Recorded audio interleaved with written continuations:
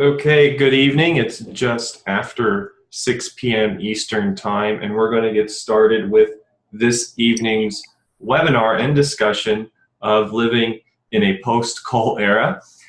So without further ado, I would like to introduce the Executive Director of Americans for Safe Access, someone who's been out there training and educating and fighting for patient rights for over 15 years, Steph Shear. Welcome to the ASA webinar.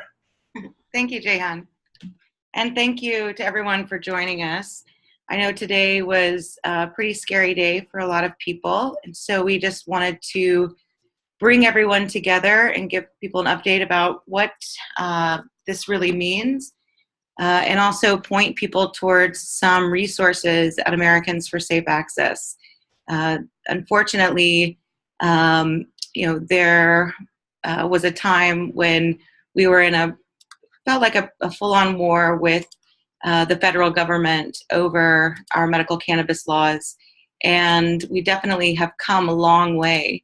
And what's interesting about the Cole Memo is that most people think of it as, something that stopped or halted the federal enforcement against medical cannabis, but really the CJS amendment to the Department of Justice budget is really what really tied the hands of the Department of Justice. But the Cole Memo did in fact create guidance for states.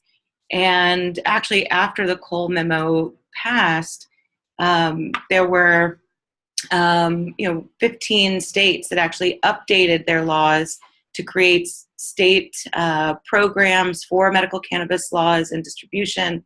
And so we actually saw, in the era of the Cole Memo, states really, doing everything they could to adhere to that memo to make sure that, their patients would be safe. But it also created quite a bit of maturity in the medical cannabis programs. It added product safety protocols. It created centralized licensing systems. And so whatever happens moving forward, beyond just the federal protections, we did see a lot of improvement of access under the Cole Memo. So I'm actually going to turn things over to ASA board member Don Duncan. Sorry, my slides aren't working.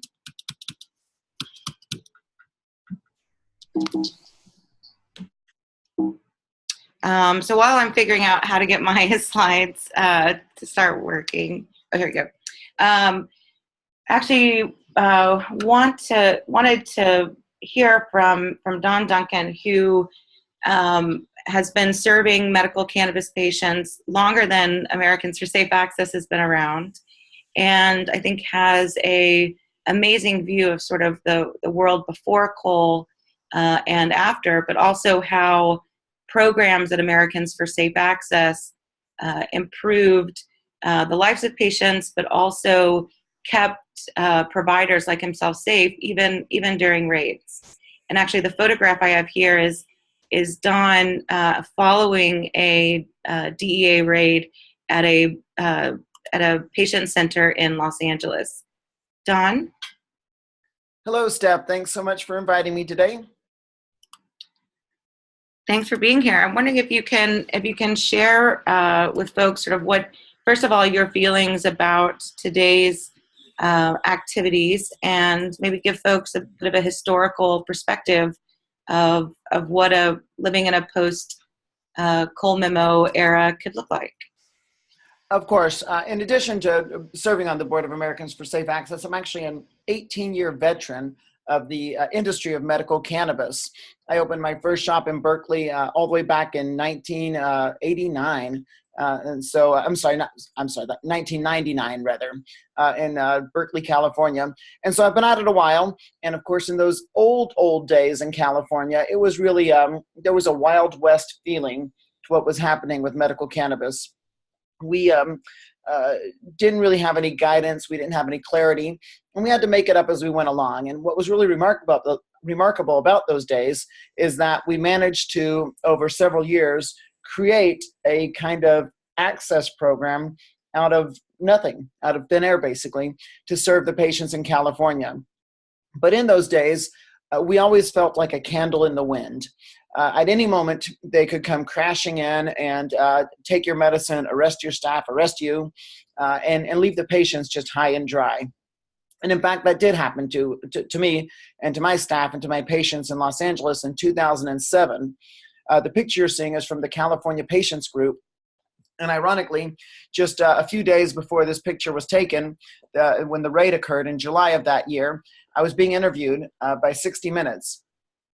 And they asked me, how does this feel to do this every day? And I said, well, you know, they could kick in the door at any minute, and that's just what we live with. And the scene changed and said, they can, and they did. And it went to this shot of me shouting through the bars there on the front door of our dispensary. On that morning in July of 2007, the DEA came crashing in through the front and the back door, and they rounded up the staff and the patients at gunpoint.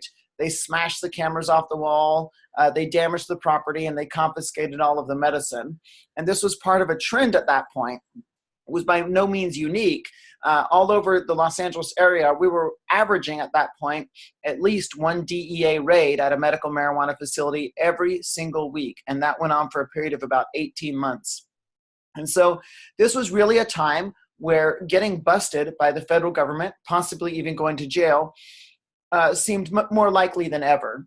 And to contrast that with where we have been up until now, when we look around and we see the spreading of medical cannabis programs from coast to coast, the safe space now for the adult use cannabis laws, it's really a night and day difference. And the Cole Memo, while it never prevented the federal government from coming in and exercising their right to enforce federal law, it certainly did give our state and even our city regulators the boundaries in which they could feel safe operating. And that made a tremendous difference in opening up access all over the state of California, and I believe around the entire United States.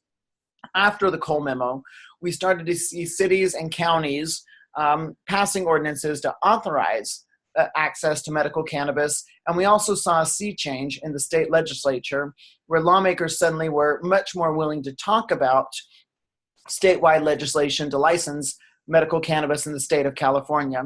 It's easy to forget at this particular point in the process of medical cannabis in California that it wasn't very long ago that every single dispensary in the state of California, including mine, was operating without any explicit state authorization. And so in just a few short years, we've come a long way.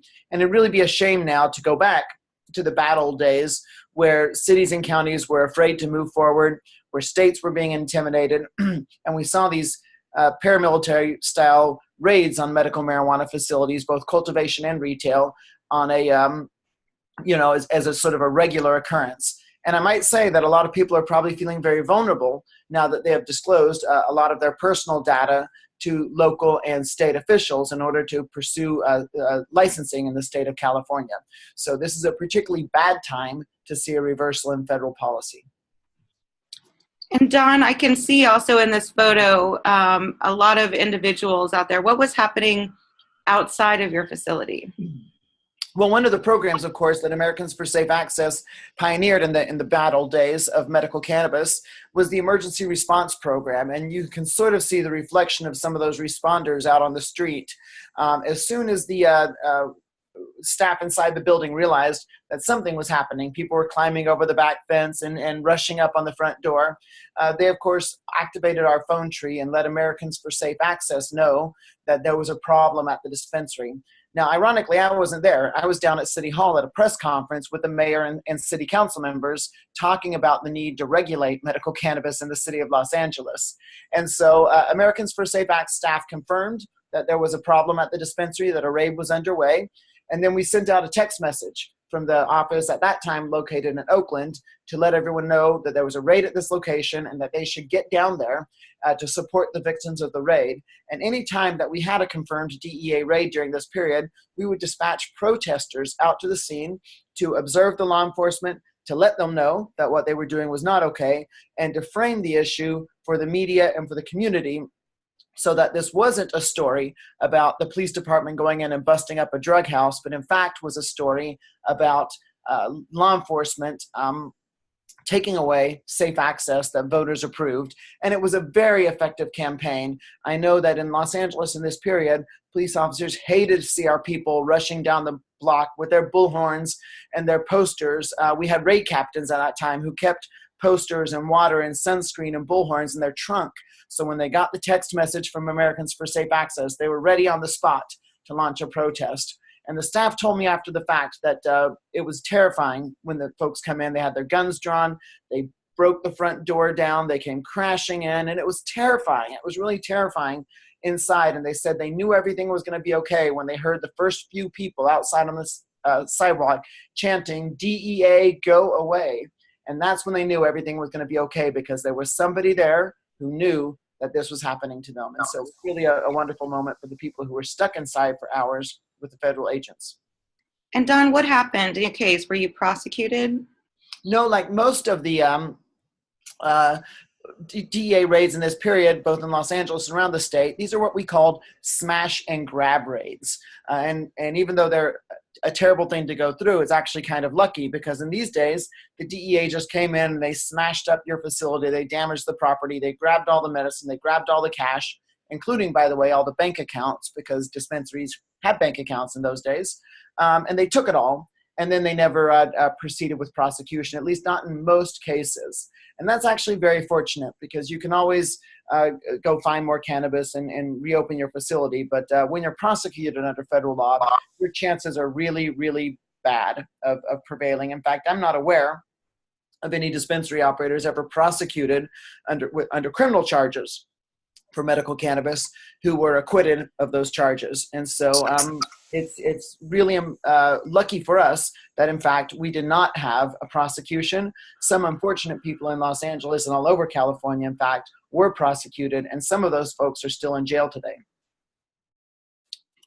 And Don, we're about to go into more about what the change in policy could mean.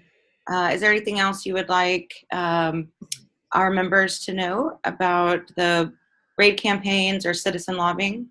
Well, I would say that it's really important that industry take the lead in the emergency response campaign to get the, for instance, if you're a dispensary or even adult use facility, to get your customers and your patient members signed up for these text alerts, to get prepared for this. It's not supposed to be an exercise in paranoia. What it is a way to feel safe.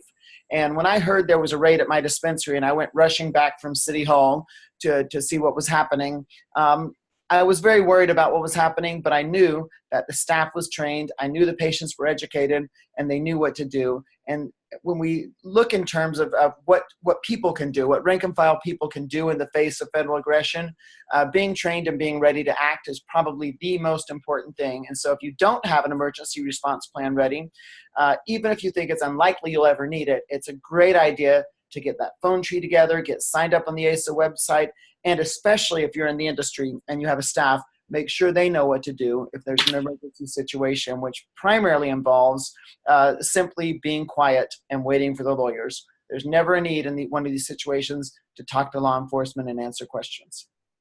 And Don, I know that you're still serving patients in California. What was the mood like today in California?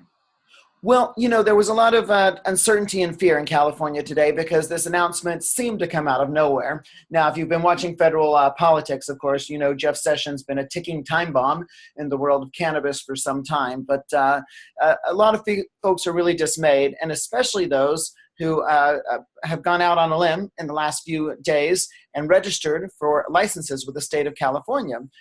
California just issued the first 400 or so licenses for cannabis businesses. And these are folks who have really stepped up to the plate to say, I'm going to do it right. I'm going to pay my taxes. I'm going to come out into the sunlight and be a legal cannabis business.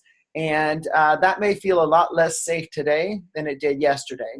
And even though we know the Cole Memo doesn't offer us any legal protection in a court of law, it certainly did offer us a situation where we felt protected by a larger historical process where cannabis was moving more and more towards the mainstream. And that seems a lot less certain today than it did yesterday.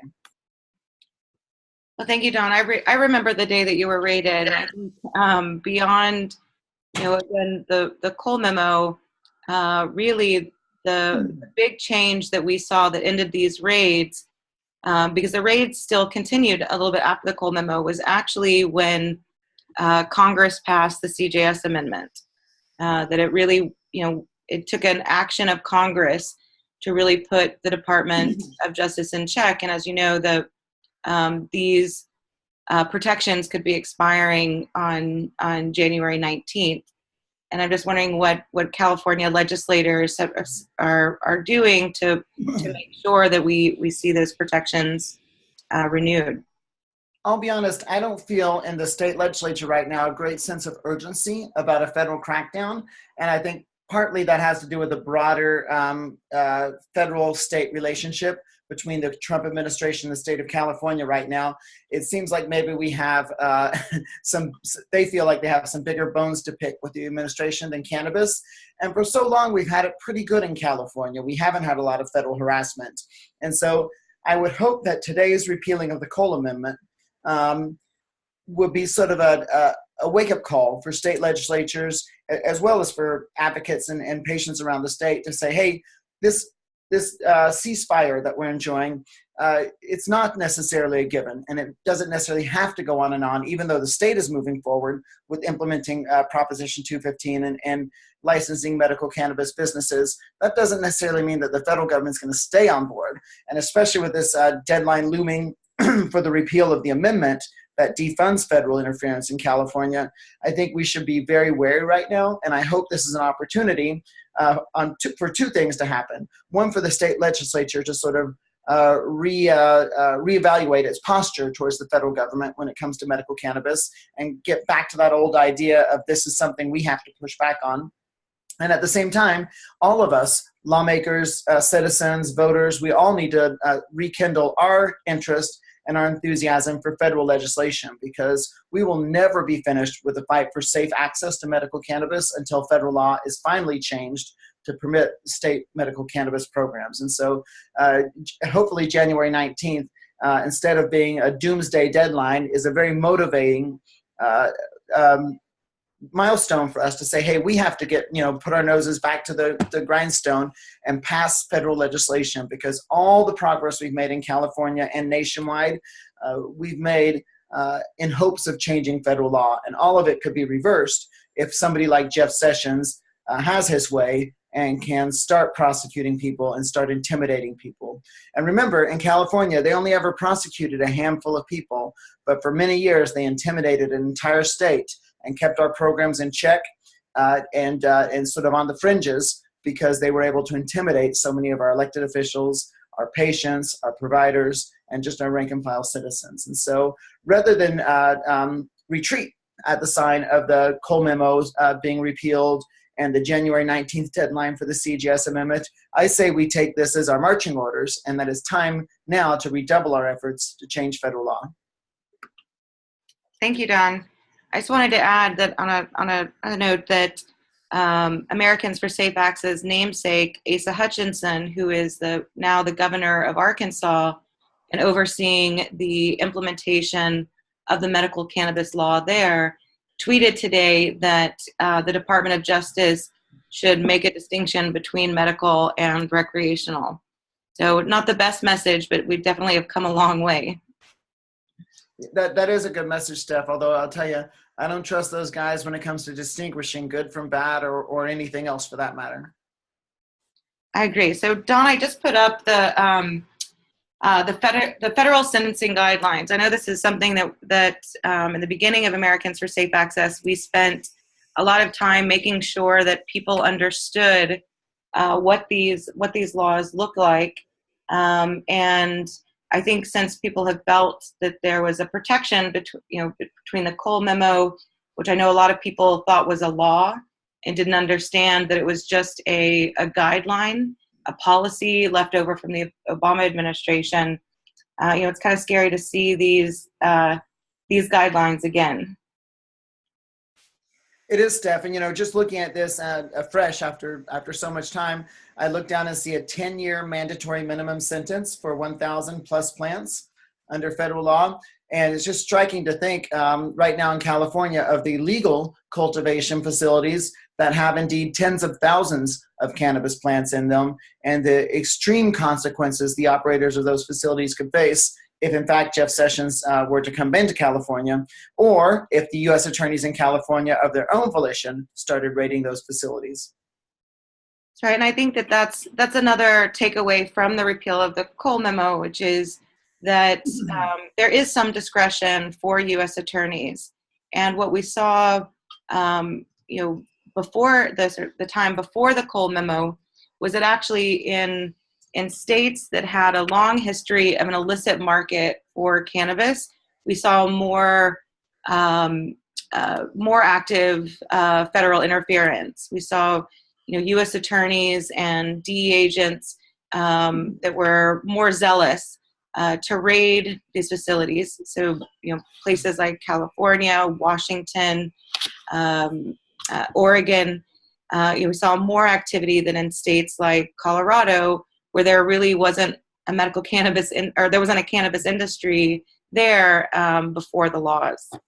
So I think another takeaway is that the repealing of the Cole Memo doesn't mean that raids will start tomorrow. It doesn't mean that there was a change in law. It just means that U.S. attorneys that want to go after the cannabis industry can. And I also want to stress that while we still have the protections of the CJS amendment, the medical cannabis industry and medical cannabis patients can feel some comfort, but the deadline on that comfort is 15 days away. Don, is there anything else you want to add before I move on to the presentation? No, I just want to encourage folks again, get signed up for emergency response, and whether or not that works in your community, it's really up to you and the people around you to make that happen. Thank you, Don, for everything. Thanks, Steph. So as we were just describing, there were really sort of two major items that medical cannabis patients and the industry have felt were protecting them from the federal government. One was the Cole Memo, and the other is the CJS medical marijuana amendment that we'll go over in just a second. But I want for folks who maybe are new to the medical cannabis movement and maybe didn't start engaging in advocacy until after 2013.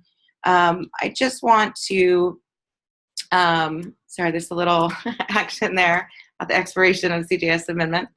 But before we passed the CJS amendment, even though we were continuing to pass state laws across the country, we were doing so under quite a bit of federal interference. Actually, Americans for Safe Access put out a report called "What is the Cost?"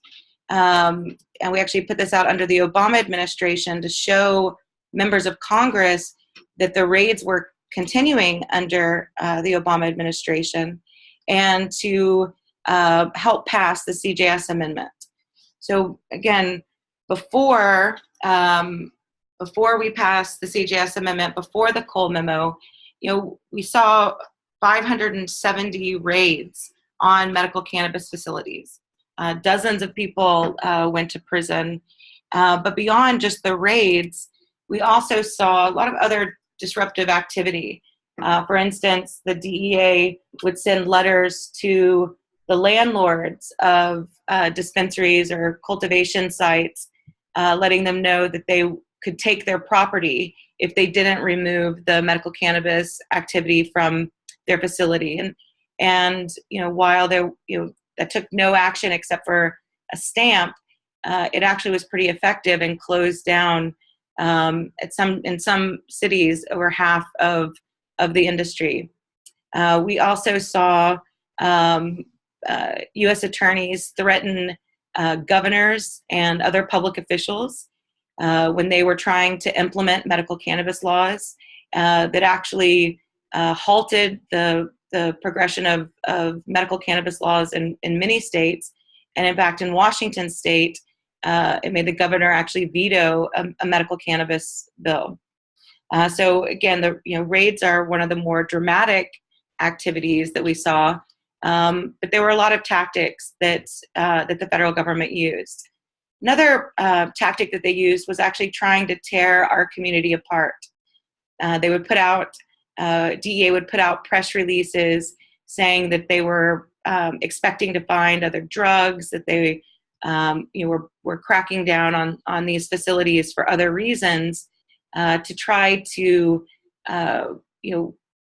segment our movement and sort of take our support away from individuals. So the other thing I just want to remind people is that we shouldn't believe everything that the federal government says, especially about those people in our community. So if there are actions taken by the federal government, I think Sessions is smart enough to try to turn public support against those facilities before taking any action. So it just means that we need to really use our critical thinking and know that any raid on a cannabis facility could disrupt patient access, and that should be our message. But it also means that people in the medical cannabis industry need to educate their patients, need to educate the people that they work with, that a federal raid doesn't mean that they're doing something wrong. That in fact, everyone who gets up in the morning and opens a dispensary or creates medication for patients, they're actually committing an act of federal civil disobedience. And at Americans for Safe Access, we're very aware of that and very appreciative, and that's why we've created these campaigns, not only to expand access, but also to support those people willing to put their freedom on the line for patients. So over the years, one of the ways that we were able to really resist these activities was through what we called raid support. These are campaigns that I was hoping I would never have to see again. And in fact, at the end of the Obama administration, I almost deleted these sections from our website. But our raid campaign includes training people in the industry to be prepared for raids, to make sure that people know what is going to happen and that they can go through a law enforcement encounter as successfully as possible. As Dawn mentioned, it means that we're all alert, and if we hear that a facility in our community is being raided, that we do everything we can to be present, to go to that facility, to make sure that the media knows that this is happening, so that these actions aren't happening in silence. And it also means making sure that the people who serve patients, that they know about these programs and are as prepared as possible. So I'm going to tell you a little bit about our raid response campaign. You can actually find all of the information I'm about to talk about on our website at safeaccessnow.org/raid_center. So this is our raid center. And basically this is an overview of the campaign and all of the steps and how you can participate either as a provider of medical cannabis or as a patient advocate. So basically, a raid response, as Dawn mentioned, when you saw the protests or saw pictures in the past of protests that were happening around federal interference, these didn't just happen automatically. This happened because we were prepared and we were organized. And to be honest, most people, I believe, that have entered the medical cannabis industry in the last 3 years don't realize that this is still illegal federally, and that there's potentials of raids and risks.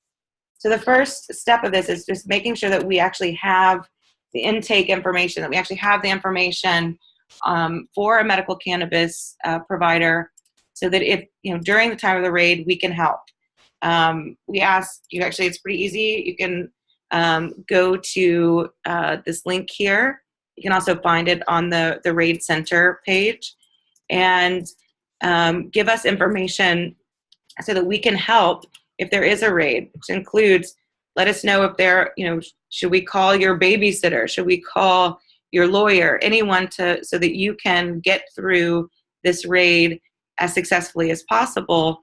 But it's also important that we confirm that a raid's happening, because during these campaigns, anytime someone saw a black car outside of a facility, we would get a call to say there was a raid.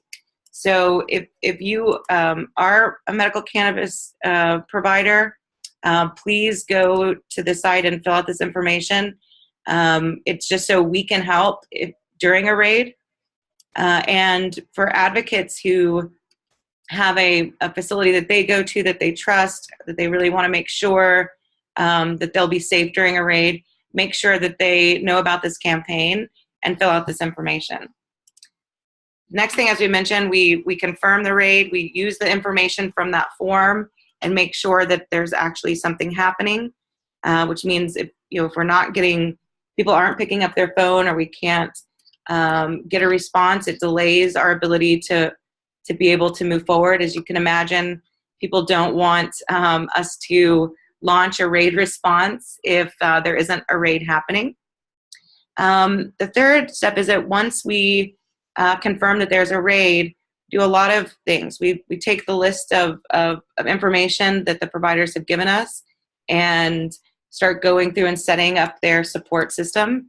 We contact the local media. I think, as we all know, police or law enforcement are better behaved when they're being watched. So we think it's important that local media is there. And then we send out a text alert to everyone in the area, letting them know that a raid's happening, and ask them to go to the site for support. We contact whatever spokespeople the facility has given us, so we can make sure that they can talk to the media on behalf. Again, this is important because if there isn't a spokesperson for the facility, the media often just takes the word of the press release from the DEA. And then we continue to track those individuals through the legal system. The link at the bottom here is actually a training on actually organizing a raid response. So if you have not been a part of a raid response and are curious how you can begin to organize in your community, please go here and take the training. There's a video and worksheets. The fourth step is that we continue to follow up. We make sure that this issue stays in the press. We make sure that that the community knows that this happened. And I think, as Dawn mentioned about the prosecutions, and the lack of prosecutions, a lot of that was because U.S. attorneys knew that it would be hard to find a jury that hadn't heard about the raid or didn't know that that these individuals were following state law. And so there's actually, again, here's the link for organizing raid responses. And then also we have a training on organizing court support. If there is a prosecution, it's important that we can continue to support these individuals that have been providing for patients. And if you also, a big part is letting us know if a raid is happening. So you can go to this link if you see a raid or think something's happening, and let us know here at Americans for Safe Access about the raid. And so a big part of the raid campaign working is actually making sure that the individuals who work in dispensaries are trained. And I'm actually going to let Jehan tell you a little bit more about some of the trainings we have to prepare people working in the medical cannabis industry to be prepared for raids. Okay, thank you very much. So patient-focused certification, a project of Americans for Safe Access, offers online and in-person trainings, and all of our trainings have a federal law encounters, a federal law enforcement encounter training, as well as a Know Your Rights training. And this is part of our core training requirements. And so to work at a dispensary, our training consists of cannabis as a medicine, which is a history as well as a discussion of the most recent research about cannabis, their products, and their benefits. For business operations and understanding the law, these sections of our training cover, of course, a customer service, how to work with people who are chronically ill, but how to handle federal law enforcement and what to do in the event of a raid. Further, with understanding the law, we provide a history of medical cannabis laws and discuss the conflict between state and federal laws. A spoiler alert, one of the things you'll learn are the magic words. I choose to remain silent and I want to see a lawyer. And this is something that we train a lot of people to. And also we look at state-specific compliance. So we look at the regulations and break them down for operators and staff to know what they need to follow. We did a recent webinar called What to Expect When Being Inspected, because another type of law enforcement preparation is being inspected for compliance assessments. And so our training really helps staff be prepared for all types of law enforcement interactions to really decrease the chances of any sort of intervention. We will be having a live training at the end of the month on January 29th and 30th in Fulton, Maryland, if you'd like to sign up or attend that remotely. We also have recorded trainings already available online, which you can take now if you'd like. You can sign up for state-specific training as well. We will be posting more videos as well about this topic, and we're working on a webinar called Close Encounters of the Federal Kind right now as a running title. But staff training is the most, I think, essential thing to handle any surprise that might pop up. And so making sure, we encourage operators to put information about raids and federal law into their employee handbooks so that their employees have access to this information at all times and are made aware of it before they even start working at an operation. If you're interested in having a training at your operation or your city, your town, let us know. info@patientfocuscertification.org. We're planning trainings. We already have one set in Maryland. We're looking at California as well, spending some time in there doing these staff trainings and getting people ready for the post-Cole era. So please reach out to us, info@patientfocuscertification. We'll put it in the chat box again. And if you don't want to do the online training or you can't make it to Maryland, you want to know when we'll be coming to your town, let us know. And we can start to set that up. We're planning a whole bunch of trainings for the next quarter, so it'd be good to know if there's a city we're not thinking of. So and so that covers the basic training. We also have cultivation, manufacturing, laboratory trainings available, management level courses available on safety, Great. Thank you. Safety, and some advanced science courses, as well as management and quality control stuff, if you're into that sort of thing. So please drop us an email.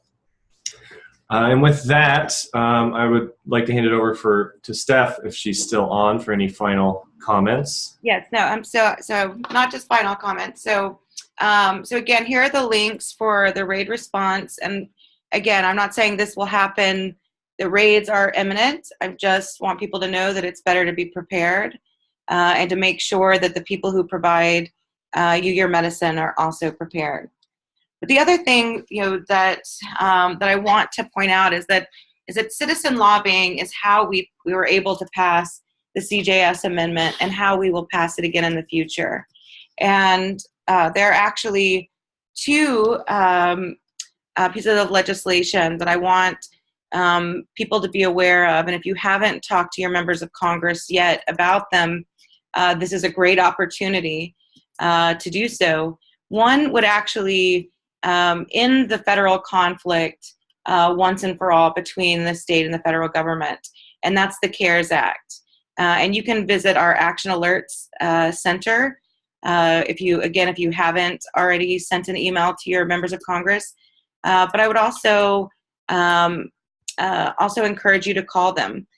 Today's actions were pretty scary, but we did see a lot of our champions in Congress speak out. And so if you're a member of Congress, did speak out, please thank them and remind them that they can, if they haven't already signed on to the CARES Act, that they can.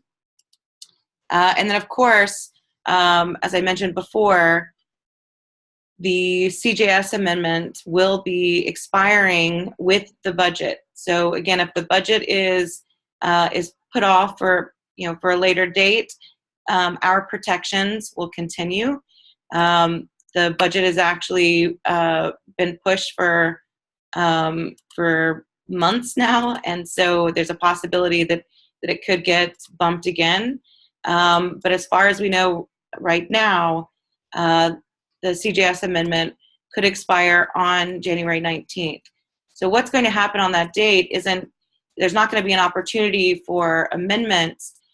This whole process is up to the conference committee that's deciding on our budget. So again, if you haven't taken action of getting a hold of your representatives or people on the conference committee, please do so. And again, you can do so by going to the Action Alert page at Americans for Safe Access. And of course, there's always a lot of activity. I want to thank everyone for joining us tonight and showing your commitment to this issue. But we can't do this work without your support. So if you are already a ASA member, thank you so much. I hope that you can consider making an extra donation right now. And if you haven't yet become an ASA member, please do so today. We're going to need your support moving forward. I just want to close by saying, over the last 15 years, I've seen an amazing amount of progress. We've seen states move forward and create robust regulated systems. And we've seen the federal government move to protect us from Department of Justice activity. But all of this could go away if we're not vigilant and aren't constantly keeping our eye on the prize. So I think the takeaway today is that this should be a wake-up call that we haven't finished the work that we need to do at the federal level. We need to make sure that our protections are extended, but most importantly, we need to end the state and federal conflict once and for all. And maybe an action like this, Sessions overstepping, is what we've needed for Congress to be able to see how vulnerable we are. Again, thank you so much for your support of Americans for Safe Access. And again, keep an eye out for action alerts from us over the next few weeks and months. And thank you for all that you do to ensure safe and legal access to medical cannabis. Good night.